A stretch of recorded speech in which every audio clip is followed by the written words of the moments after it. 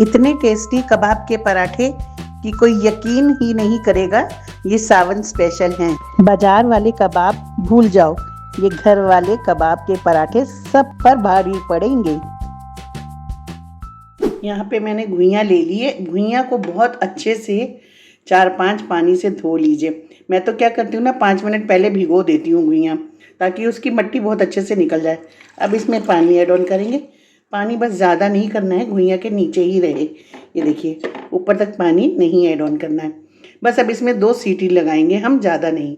2 सीटी आते ही तुरंत प्रेशर कुकर को खोल देंगे। चलिए, जब तक 2 सीटी आएगी हम इसका मसाला तैयार कर लेते हैं। चलिए, आज 2 मसाले बताती हूँ आपको बनाने के लिए। एक तो फलाहारी रहेगा, जैसे कि ये मूंगफली और काजू को मैंने रोस्ट कर लिया है, साथ में हरी मिर्च। यदि आप व्रत में हैं तो आप हरी मिर्च और काजू और मूंगफली का एक पाउडर बना लें, जो हमारे कबाब में पड़ेगा, बाइंडिंग के लिए काम आएगा।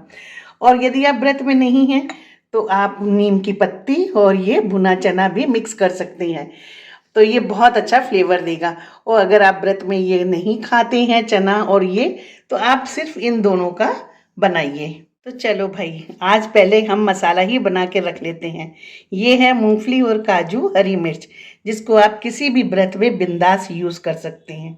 ये है हमारा चना, हरी मिर्च और नीम की पत्ती। मैंने इंस्टेंट सांभर भी बनाया था, है ना। तो ये मसाला बहुत सारी रेसिपीज़ में काम आता है। और साथ में ही बाइंडिंग के लिए कबाब में हम लोग लेते हैं भुना चना या बेसन भून के लेते हैं, ठीक है। लेकिन आप अगर व्रत में हैं तो आप ये सिंघाड़े का या कुटू का आटा बाइंडिंग में यूज़ करें, या फिर अरारोट भी व्रत में खाया जाता है, तो आप अरारोट भी यूज़ कर सकते हैं। तो देखा, इस तरह से बाइंडिंग हमेशा दिमाग में क्लियर रखें कि हमें व्रत में कौन सी बाइंडिंग यूज़ करनी है। चलिए, कुकर खोल के चेक कर लेते हैं। तो ये देखिए, मैं चक्कू डाल के आपको चेक करके एक बार दिखाती हूँ। देखिए, घुइयाँ बिल्कुल अपने आप फटी नहीं है ना, कहीं से भी अपने आप फटी नहीं है। बस ऐसे ही घुइयाँ चाहिए। अगर फट जाएगी, पानी पी लेगी, तो हमारी डिश जो है वो बेकार हो जाएगी। और ये गल भी गई है, ये देखिए, है ना, गल भी गई है और फटी भी नहीं है। चलिए, सारी घुइयाँ को छील लेते हैं। घुइयाँ तो गरम गरम छील लो तभी ठीक है, ठंडी होने पे तो बहुत दिक्कत देती है। तो जो घुइयाँ हमारी उबल गई है, अब इसको बड़ी वाली साइड से हम कद्दूकस कर लेंगे। याद रहे, बड़े वाले साइड से ही हमें कद्दूकस करना है, छोटे वाले साइड से नहीं करना। हमने घुइयाँ इसीलिए ज़्यादा फटने नहीं दी थी कुकर में, ताकि ये काम हमारा इजी वे में हो जाए। तो चलो, सारी घुइयाँ ऐसे ही ग्रेट कर लेते हैं। Hello queens, welcome Flavour Tailor. कैसे आप सब लोग? उम्मीद करती हूँ सब व्यस्त होंगे और सब मस्त होंगे। तो आज लाए हैं एक ऐसी रेसिपी जो कि बच्चे तो बहुत खुश होके खाते हैं, लेकिन उसी का मैं देसी वर्जन लाई हूँ। चलिए, सब घिस लिया हमने घुइयाँ अपनी। अब हम अदरक, हरी मिर्ची, करी पत्ता, अच्छा सा चटकदार मसाला एक तैयार करते हैं इसके लिए। अब घुइयाँ को हमने इसी में पलट देंगे हम, ताकि हमें मिलाने में इजी हो। तो चलिए, अब इसमें मिला लेते हैं बेसिक कुछ मसाले हम। सबसे पहले तो जाएगा एज पर टेस्ट इसमें नमक जिस भी हिसाब से आप पसंद करते हैं उस हिसाब से डालिए। साथ में ही जाएगा यहाँ पे चावल का आटा, तो 2 चम्मच मैंने चावल का आटा लिया है। साथ में ही जाएगा जो हमने चने का मसाला पीसा है ना, तो वो मसाला जाएगा इसमें। और कुछ डालेंगे हम यहाँ पे अदरक, तो ये जब मुंह में आती है तो बहुत अच्छी लगती है। हरी मिर्च हमने मसाले में भी पीसी है, याद रहे, तो उस हिसाब से ही आप मिलाएं इसमें हरी मिर्च। देखिए, मुझे बाइंडिंग थोड़ी कम लग रही थी, तो मैंने सिर्फ भुने वाले चने जो है ना, सिर्फ चने को पीस लिया। यदि आपके पास चना नहीं हो तो आप बेसन भून के मिला सकते हैं। तो 2 चम्मच मैंने बाइंडिंग और डाली है यहाँ, क्योंकि बाइंडिंग थोड़ी अच्छी होगी तो हमारी टिक्की अच्छी बनेगी। चलिए, अभी बना लेते हैं इनकी हम टिक्की। तो पहले क्या करेंगे, हाथ को अच्छे से घी से ग्रीस कर लेंगे। अब जितनी बड़ी छोटी भी आपको बनाने हो ना अपने कबाब, तो उतना ही लीजिए। बस अच्छे से राउंड शेप देंगे हम, और बहुत ज़्यादा मोटा नहीं रखेंगे। तो देखिए, है ना, बस ऐसे ही सारे हम अपने तैयार कर लेते हैं। पहले सारे कबाब तैयार कर लेंगे और फिर इनको हम सेकेंगे। और ये बहुत अच्छे सीखेंगे, कुरकुरे कुरकुरे एकदम, मज़ा आ जाएगा खा के। बाहर से कुरकुरे होंगे, अंदर से सॉफ्ट। चलो, पहले तवे पे ना ऐसे करके थोड़ा सा बटर ज़्यादा ही लगाएंगे पहली बार में। अब तवा हमारा थोड़ा सा गर्म हो गया है, अब हम रख देंगे सब अपनी इसमें कबाब। बहुत ज़्यादा हाई फ्लेम पे हम नहीं सेकेंगे इनको, और एक बार में आप जितने अच्छे से सेक पाएँ बस उतने ही डालिएगा। तो चलो मेरा एक और बच रहा है, उसको भी डाल देती हूँ मैं। अब आराम से सिकने देंगे और बटर को हम और अप्लाई करेंगे। गैस रखेंगे स्लो टू मीडियम। आप यदि चिकना थोड़ा कम खाना चाहते हैं तो आप यहाँ पे अवॉइड कर सकते हैं, बस एक ही तरफ तवे पे लगा लीजिए तो हो जाएगा। अब इसको तुरंत नहीं छुएंगे, इनको सिकने देंगे अच्छे से हम। एक बात का ध्यान रखें, गैस की फ्लेम क्योंकि स्लो टू मीडियम करी है तो वो बीच में ही लगती है ना, तो अपने तवे को थोड़ा थोड़ा सा ऐसे खिसका के चीज़ों को सेकते रहें ताकि ये हर तरफ से सिक जाए। थोड़ी थोड़ी देर में बस तवे को हिलाते रहें। मैंने इसमें चने का जो आटा पीस के मिलाया है, बहुत ज़्यादा मत मिलाइएगा, नहीं तो आपके कबाब हार्ड हो जाएंगे। कबाब कभी भी हार्ड नहीं होने चाहिए, क्रिस्पी होना चाहिए बाहर से और अंदर माउथ टू मेल्टिंग होना चाहिए। चलो चेक कर लेते हैं हमारे। तो ये देखिए सिक के तैयार हैं हमारे बढ़िया। आप इसको चाट की तरह भी खा सकते हैं व्रत में। इसमें सिंघाड़े का आटा मिला लीजिए तो व्रत की टिक्की बन जाएगी ये। मैंने व्रत की बहुत सी रेसिपीज़ डाली हुई हैं। बस तवे को ऐसे कर लेंगे ताकि जितना भी चिकना है वो हमारा सब टिक्कियों में, कबाब में हमारे लग जाए। देखिए घुमा घुमा के इसको तवे से थोड़ा सा छुआ देंगे ताकि इसके किनारे भी हमारे सिक जाएं। जो किनारा कच्चा है ऐसे किनारे पे आप इसको घुमा घुमा के किनारे सेक लें। चलो हमारे सब सिक गए हैं और ये देख रहे हैं, जब घी की कमी हो जाएगी तो ये टिक्की जैसा लगने लगेगा। हमें इसको टिक्की जैसा नहीं बनाना है। तो चलिए निकाल लेते हैं इसको, बनाएंगे फटाफट पराठा इसका, जो कि हम स्टोर भी कर सकते हैं। तो चलो वही बनाते हैं फटाफट इसके पराठे। मैंने यहाँ पे 2 कटोरी मैदा ली है। आपके घर में जितनी रिक्वायरमेंट हो आप उस हिसाब से लें। डालेंगे एज पर टेस्ट नमक। तो नमक आटे में ज़रूर डालिए जब भी कभी कोई डिश बनाइए। साथ में ही डालूंगी मैं यहाँ पे pinch of sugar, half spoon से भी कम है शुगर। जाएगा पिंच ऑफ सोडा, बिल्कुल बेकिंग सोडा है, बिल्कुल थोड़ा ही यूज़ करेंगे क्योंकि यहाँ पे मेरी डिश बहुत कम आटा है मतलब, तो इसलिए। साथ में ही जाएगा 1 टेबलस्पून देसी घी। यहाँ पे एक बात बोलूँगी, ये जो चपाती हम लोग मतलब बना के रखेंगे इसको आप स्टोर भी कर सकते हैं।